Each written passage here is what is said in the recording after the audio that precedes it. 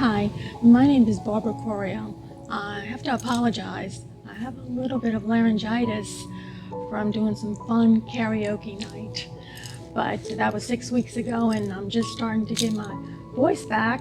And actually, my kids make fun of me. They say, "Mom, you sound like Minnie Mouse." So, and I do love Disney, so here we go. I was actually diagnosed with invasive ductal carcinoma back in June of 2020. And well, that was kind of a crazy time because I don't normally go to the doctor.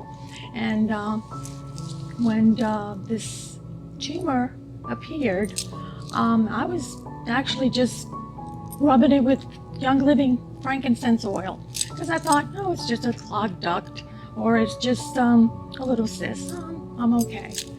And then my husband came and gave me a hug, and then I went, ouch, that hurts. He says, what's going on? And I said, no, I have a little lump here. He says, wait, what? You have a lump? Well, let me check this out. And of course, he thought he was a doctor, so he's trying to diagnose me, and immediately he went nuts. He was like, okay, we got to make a doctor's appointment. And I was like, no, I'm fine. I'll be fine. And I was actually in the process of going on a beach trip, because I don't know if y'all remember, but it was pandemic, and we had originally planned on going to Destin, and they had rescheduled our trip to Gulf Shores. And I said, I'm going on this trip with my girlfriends. I don't want to hear about it. So, of course, he gave in and immediately got on the telephone with my daughter. And, you know, they were trying to talk me into going in to see the doctor. And I said, no, I'm going to go have fun.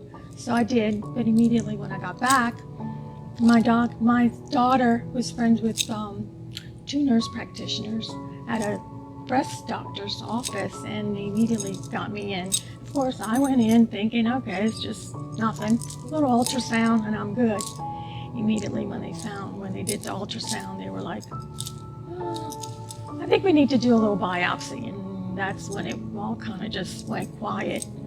And we did the biopsy, and I just thought, oh, it's fine. God's got this. I'm a woman of faith, so I didn't really have a fear. So we were sitting at Giddy Up, which is a little coffee shop in Folsom. My 13-year-old granddaughter Ava, and myself having a nice time when I got the phone call. And, you know, I had to be brave. I had to be strong. I had to put a smile on my face because here's my 13-year-old granddaughter, and I'm listening at the other end. Barbara, we got your pathology report, and it is cancer. So my heart dropped because I'm sitting across my granddaughter and I'm thinking, oh my gosh, I'm going to handle this. Lord, give me strength.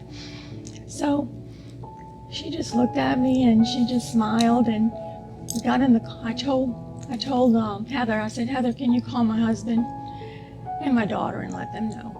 And so when we got in the car, my daughter calls me, and I'm on speakerphone. So I said, I'm on speakerphone, and she's upset. And my little sweet Ava girl just grabs my hand and she says, I think I know what's going on.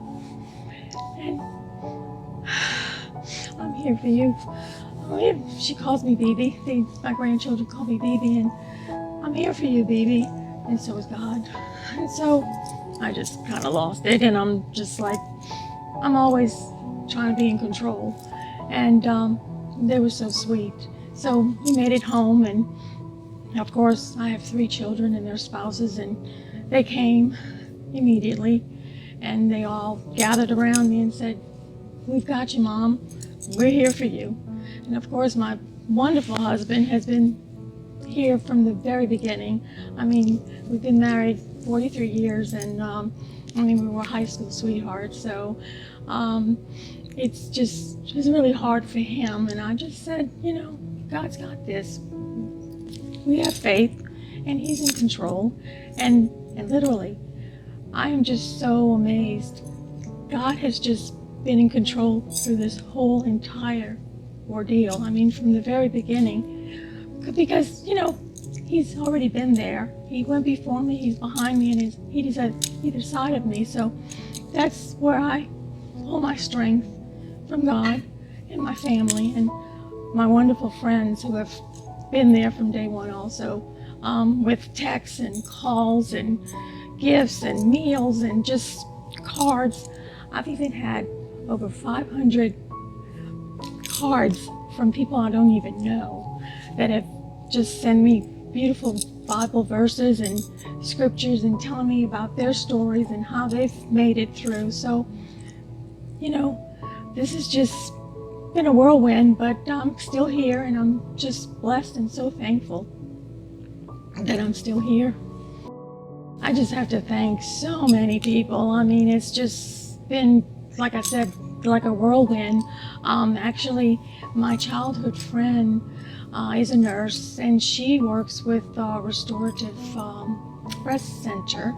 And it was just kind of a funny story here, because we found out that Dr. Ordon, who's a surgeon, who used to be a surgeon in Mandeville, was actually a surgeon that did 4 surgeries for my husband. When we found out that he was there, we said, that's the place we have to go, because he's the best.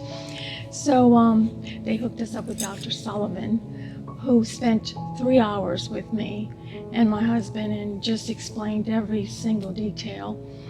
And the whole process there has just been amazing.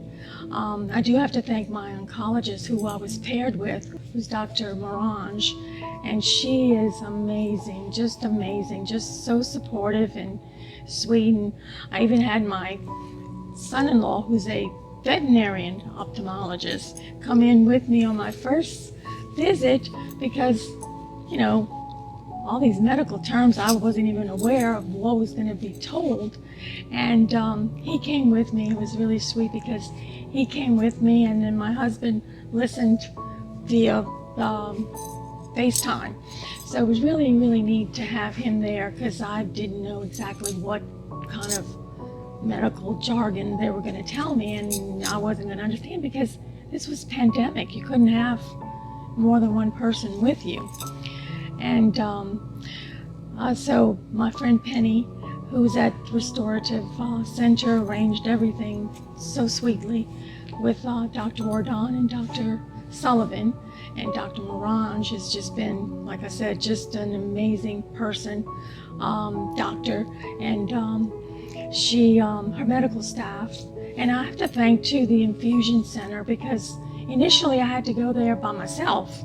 I mean, just dropped off and you go on your way, and I didn't know what to expect, but they were just wonderful. And I'm still doing chemo.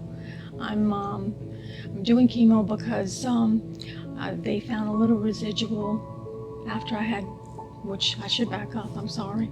I had bilateral mastectomy in December of 2020. And I ended up with a frozen shoulder, which I'm still kind of struggling with. Rehab PT has helped me, but now I've moved on to Pilates, and they're doing an amazing job. I just want everybody to know that my faith in God has gotten me through this. I was never fearful.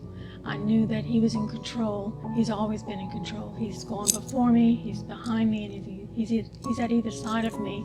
So I just feel so blessed that I've been able to go on through all my treatments, and just with everybody behind me. I think that too has a lot to do with it, with the support system that I had, all my family and my friends, and now Unite. This is a wonderful organization. I really feel like really blessed to be part of it. And my name is Barbara, and this is my story.